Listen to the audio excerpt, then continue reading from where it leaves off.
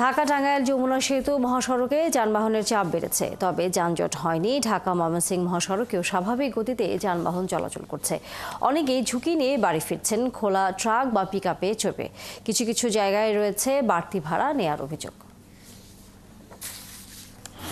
শেষ মুহূর্তে স্বজনদের সঙ্গে ঈদ করতে যাত্রীদের অনেকেই ঝুঁকি নিয়ে বাড়ি ফিরছেন খোলা ট্রাক বা পিকআপে চেপে।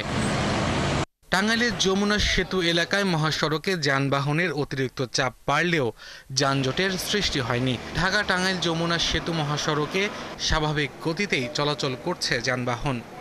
প্রায় আমরা 700+ পুলিশ আমরা রাস্তায় কাজ করছি। তো এখন পর্যন্ত পরিস্থিতি খুবই ভালো। আপনারা দেখতে পাচ্ছেন রাস্তা এখন ভালো অবস্থানে আছে। সিরাজগঞ্জের যমুনা সেতুর পশ্চিম মহাসড়কেও কোনো ভোগান্তি হচ্ছে না যাত্রী ও চালকদের। রাস্তাঘাটের অবস্থা খুবই ভালো, কোনো সমস্যা নেই। জাম আছে, এটা হলো আপনার নবীনগর থেকে চন্দ্রাপন্ত জাম। গাজীপুরের চন্দনা এলাকায় কিছুটা ধীর গতিতে যানবাহন চললেও তেমন দীর্ঘ হচ্ছে না।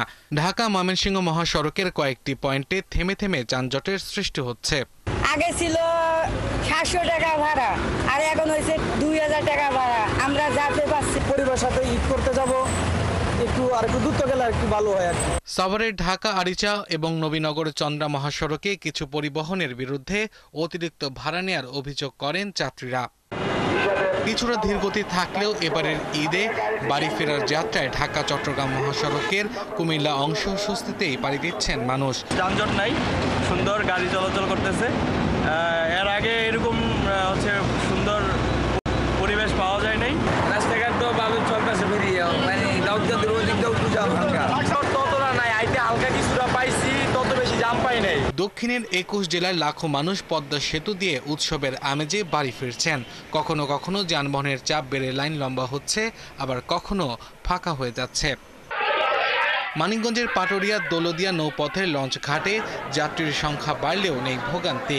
ঘাটে আসা মাত্রই লঞ্চে উঠে যাচ্ছেন দক্ষিণ পশ্চিমাঞ্চলের মানুষ। ফেরি পারাপারে নেই দীর্ঘ সময়ের অপেক্ষা। কারণ যে মা বাবার সাথে ঈদ করার মজাই অন্যরকম। কোনো সমস্যা নেই ইনশাল্লাহ। রাজবাড়ীর দৌলদিয়া ফেরি ও লঞ্চ ঘাটে নেমে যাত্রীরা বাস, মাহেন্দ্র ও মোটরসাইকেলে চড়ে তাদের গন্তব্যে চলে যাচ্ছেন। আব্দুল আল মামুন, ৭১।